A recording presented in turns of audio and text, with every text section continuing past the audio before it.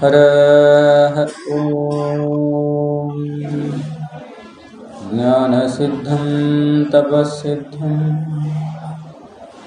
सर्वसिद्धं शिवप्रदं स्वयं सिद्धमहं वन्दे सिद्धारूढयतीश्वरम्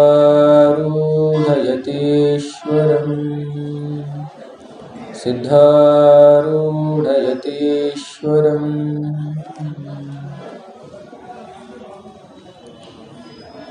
आदि में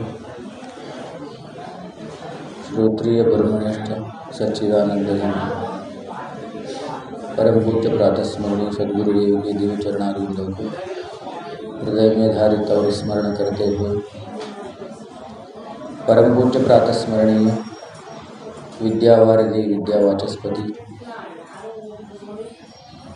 पंच महापीठों में एक काशी ज्ञान सिंहासन के पीठाधिपति 1008 वर्तमान महासनिधि जी के दिव्य चरणारविंदों में भोरी भोरी नतमस्तक होते हुए अति सनातन इस दिव्य और भव्य परंपरा का एक जागृत दृष्टांत इस पवित्र तीर्थराज प्रयाग के अधिष्ठातृदेव भगवान वेणुमाधव तथा काशी ज्ञान सिंहासन के ही शाखा मठ प्रयागराज जंगमवाड़ी के अधिष्ठातृदेव राजराजेश्वर भगवान के दिव्य उपस्थिति को नतमस्तक होते हुए 144 साल के पश्चात आया हुआ यह महाकुंभ पर्व के निमित्त वर्तमान सन्निधि जी के एक अचूक संकल्प को लेकर यह सायंकाल धर्मगोष्ठी चल रहा है। तो उसी कड़ी में आज सभा में बहु दिन से अपनी भक्ति ज्ञान और वैराग्य का उपदेश देते हुए अब तक आए हुए श्री शटस्थल ब्रह्म ओंकार सिद्ध शिवाचार्य स्वामी जी के चरणों में नतमस्तक होते हुए बहुत सालों से इस प्रयागराज जंगमवाड़ी मठ के मातृवर्ग जो भजना मंडली है निस्वार्थ भाव से सेवा करते आ रहे हैं, उनके हृदय में साक्षी भूत उस परम चैतन्य को तथा इस महाकुंभ में अपना भी कुछ सेवा हो, भगवती त्रिवेणी का संगम में डुबकी हो, इसी कामना से कर्नाटक, आंध्र, महाराष्ट्र, राजस्थान, भारतवर्ष के विभिन्न विभिन्न प्रांतों से आए हुए सारे श्रद्धामयी माताओं को तथा सारे भगवत भक्त को यहीं से ही सादर प्रणाम करते हुए आज की इस सायं सभा गोष्ठी प्रारंभ होगी। महास्वामी जी के संकल्प के अनुसार यह सायं धर्म गोष्ठी चल रही है। प्रातःकाल स्वामी जी का स्नान तत्पश्चात सामूहिक इष्टलिंग पूजा, महाप्रसाद, सायं धर्म गोष्ठी चल रहा है। प्रकृति ने हमें यह अवकाश प्रदान किया है, उसका हम लोग सदुपयोग भी कर रहे हैं। जीवन में मनुष्यों को, जीवों को प्रकृति कभी कभार ऐसा अवकाश प्रदान करती है और उस अवकाश को मनुष्य भी जागृत होकर पहचान कर अनुभव कर उसकी साफल्य भी कर लेता है। यही मनुष्य जीवन का एकमात्र मूल उद्देश्य है। अगर दिया गया अवकाश हमें उसका सदुपयोग कर नहीं पाए तो ऐसे ही समझ लीजिए कोई बालक के हाथों में हमने हीरे मोती की हार को थमा दिया। करोड़ों अरबों का हार है, परंतु बालक बुद्धि है। बालक बुद्धि के कारण उस हार का महत्व वह नहीं समझता है। वैसे ही भगवान के द्वारा दत्त इस मानव शरीर की महत्व कोई व्यक्ति समझता है। इसलिए भगवान ने गीता में कहा, मनुष्याणां सहस्रेषु कश्चित् यतति सिद्धये यततामपि सिद्धानां कश्चिन् मां वेत्ति तत्त्वतः। कोई विरला व्यक्ति होता है यह मनुष्य शरीर की मूल्य को समझता है। बालकों में उतनी बुद्धि कहाँ हीरे मोती की पहचान हो सके। एक नौका चलाने वाला समुद्र के तट पर अपना जीवन बिता लेता है। एक हीरे मिल जाए तो धन्य हो जाए, एक मोती मिल गया तो धन्य हो जाए। जीवन में एक हीरा मिल गया समुद्र तट पर तो उसका भाग्य खुल गया। परंतु हमें भगवान ने इतना अद्भुत शरीर दिया है, इससे हम कुछ भी कर सकते हैं। इससे हम अतड़ सुतड़ तड़ातड़ रसातड़ महातड़ पाताल तक भी जा सकते हैं।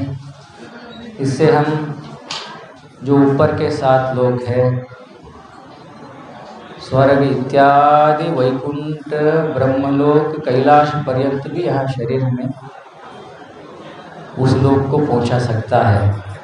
उस लोक को छोड़कर हम निर्लोक जो वस्तु है परमात्मा का साम्राज्य, उसको भी प्राप्त कर सकते हैं इस स्थूल शरीर के द्वारा। ये हमारे ऊपर है। उसी विषय को यहाँ चल रहा था। कल का विषय था सुख और दुख के ऊपर। ऐसा कोई व्यक्ति नहीं है कि भगवान मुझे दुख की प्राप्ति हो, मैं जीवन भर दुख की अनुभव करना चाहता हूँ। ऐसे कोई भी व्यक्ति नहीं मिल पाएगा आपको। परंतु संसार में 3 प्रकार के लोग मिलते हैं। एक व्यक्ति होता है कुछ भी नहीं जानता है, उनको हम, बहुत भारी शब्द है, अज्ञानी कहते हैं, जो कुछ भी नहीं जानता है। और एक है साधक व्यक्ति है, साधक। और एक व्यक्ति है ज्ञानी। 3 प्रकार के भेद करेंगे हम इन संसार के लोगों में। एक व्यक्ति है अज्ञानी, एक है साधक, तीसरा है ज्ञानी। इन तीनों का दृष्टिकोण अलग अलग है। अज्ञानी को इस संसार में सुख दिखता है, अज्ञानी को संसार में सुख दिखता है। साधक को इस संसार में दुख दिखता है।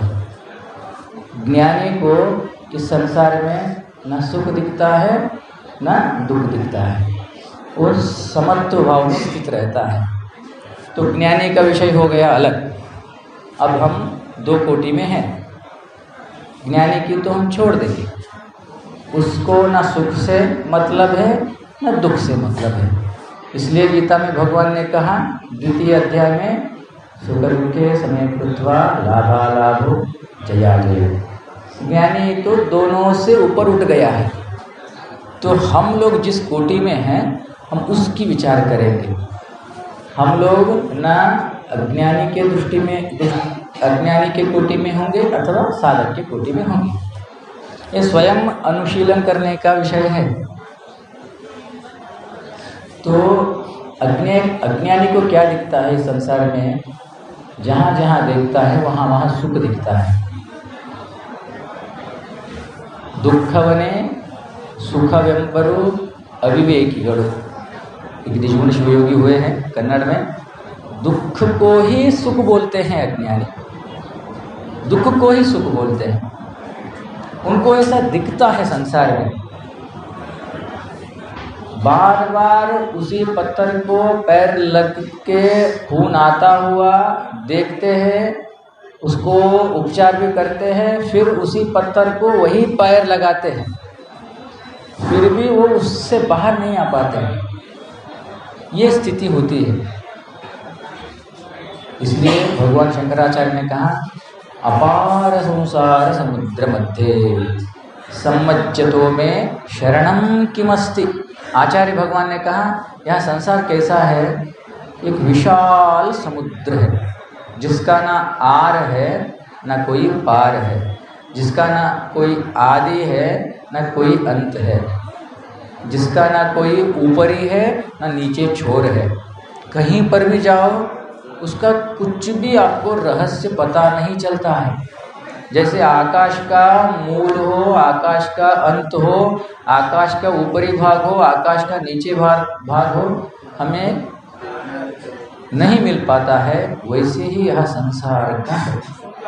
तो इस संसार में क्या भरा है, ऐसे प्रश्न उत्पत्ति होने पर अच्छे अच्छे महापुरुष ज्ञानी लोग कहते हैं इस संसार को भगवान ने एक बोर्ड लगा के भेजा है। इस संसार को जैसे हम अंदर आते हैं तो क्या बोर्ड पढ़ते हुए आते हैं, जंगमवाड़ी मठ, ये बोर्ड है, इस एरिया का बोर्ड है। प्रयाग में एंट्री करते हैं तो प्रयाग का एक बोर्ड है, प्रयाग है ना। कोई भी गांव होता है तो एक बोर्ड होता है, उसके उसी नाम से वह स्थान कहलाया जाता है। भारतवर्ष में आते हैं तो भारत को क्या बोलते हैं, भारत बोलते हैं ना। कोई भी कंट्री जाते हैं तो एक कंट्री का पर्टिकुलर नाम होता है। वैसे ही इस संसार का शास्त्रों में महापुरुषों ने एक नाम दिया है, दुखालयम। क्या दिया है, दुखालयम। दुख नहीं, दुख का आलय है ये, दुख ही दुख भरा हुआ है। जिधर देखते हो ये किनकी दृष्टिकोण चल रहा है, अज्ञानी की ना। ये ज्ञानी की दृष्टिकोण चल रहा है। जहाँ जहाँ देखता है वहाँ वहाँ ज्ञानी बोलते हैं ये संसार में केवल दुख ही भरा है। परंतु जीवों को क्या लगता है, जहाँ जहाँ देखता हूँ वहाँ वहाँ सुख है, वहाँ वहाँ आनंद है, वहाँ वहाँ मुझे प्राप्त होने वाला सुख है। मुझे बच्चों से सुख होता है, मुझे बीवी से, पत्नी से पति को, पति से पत्नी को, नौकर को मालिक से सुख होता है। पदार्थ कुछ इष्ट पदार्थ खाएंगे तो पदार्थ से सुख होता है। कहीं पर भी जाओ हम दुख की इच्छा करते हैं विषयों से। शायद विषयों में सुख नहीं है, फिर भी हम दुख की इच्छा करते हैं वहाँ। इसलिए आचार्य ने कहा अपार संसार समुद्र मध्य सम्मज्जतो में शरणम किमस्ति। ऐसे दुख रूपी संसार से बाहर आने का क्या उपाय है? कुछ ना कुछ उपाय तो होंगे, शास्त्र में लिखे होंगे, महापुरुषों ने कहा होगा।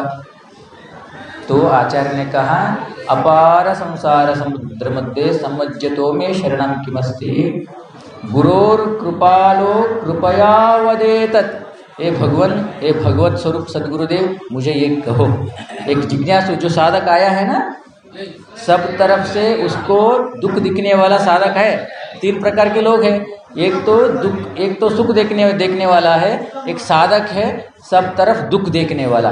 वह साधक अभी गुरु के चरणों में बैठा है, उसको बता रहे हैं गुरोर कृपालो कृपया वदेतत्। वहाँ पूछ रहा है तो सद्गुरुदेव ने कहा, शास्त्र ने कहा विश्वेश्वर पादाम्बुज दीर्घ नौका।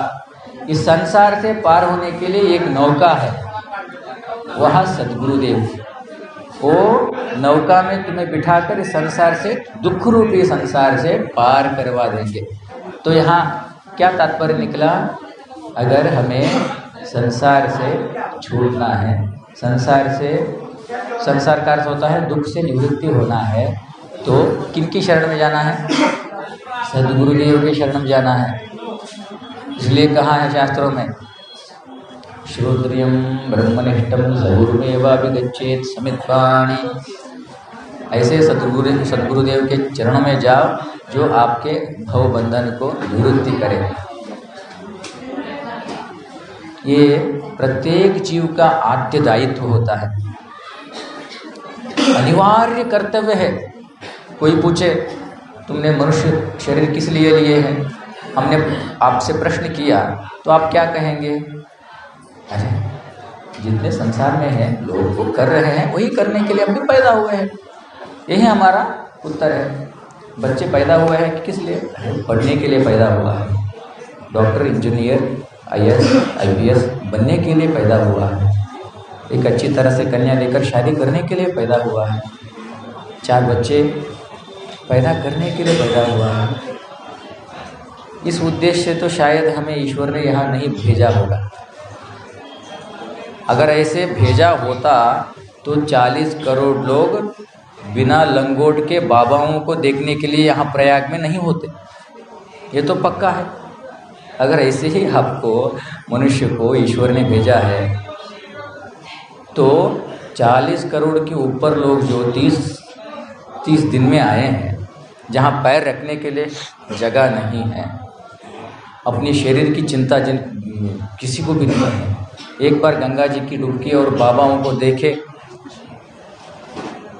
तो इस उद्देश्य तो ईश्वर ने नहीं भेजा होगा। तो कुछ ना कुछ इंटेंशन उसके पीछे होगा। आप यहाँ आए तो गंगा में एक बार डुबकी मारे, यही उद्देश्य से यहाँ पर इतने लोग आ रहे हैं। तो वैसे ही हमें ईश्वर ने इस धरती पर भेजा है तो कुछ कारण है। उस कारण का ही है नाम ईश्वर प्राप्ति, आनंद की प्राप्ति, दुख से निवृत्ति। इसलिए आचार्य ने कहा गुरु के शरण में जाओ, तब जाकर तुम्हें सद्गुरुदेव जो गोपनीय वस्तु है उसका दर्शन करवाएंगे। उसी का नाम है दुख से निवृत्ति, सुख की प्राप्ति। वो कोई दूर नहीं है, अपना ही स्वरूप है। यह शास्त्र में बहुत सुंदर तरीके से लिखे हैं। इसी उद्देश्य को आगे कहेंगे। कल भी इसी विषय के ऊपर होगा। अभी